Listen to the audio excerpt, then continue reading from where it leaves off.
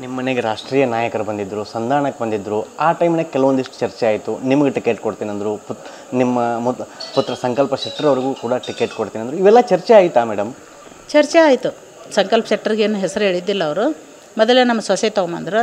ಆಕೆ ಸೊಸೆ ಪಾಪ ಅವ್ರಿಗೆ ಇಬ್ಬರು ಹೆಣ್ಮಕ್ಳು. ಅವರು ನಮ್ಮ ಅಂಗಡಿಯವರ ಮಗಳೇ ನನ್ನ ಸೊಸೆ. ಅವರು ಇಬ್ಬರು ಹೆಣ್ಮಕ್ಳು.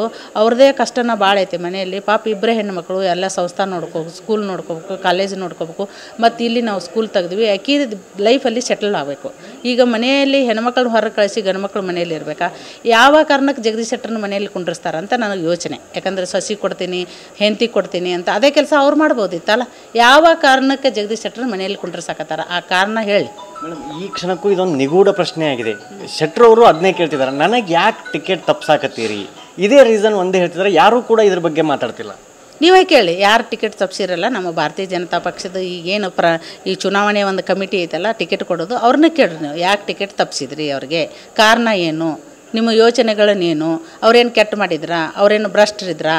ಅವ್ರೇನು ಸಿಡಿ ಇದ್ವಾ? ಯಾಕೆ ತಪ್ಸಿದ್ರಿ ನೀವು ಕೇಳ್ರಲ್ಲ.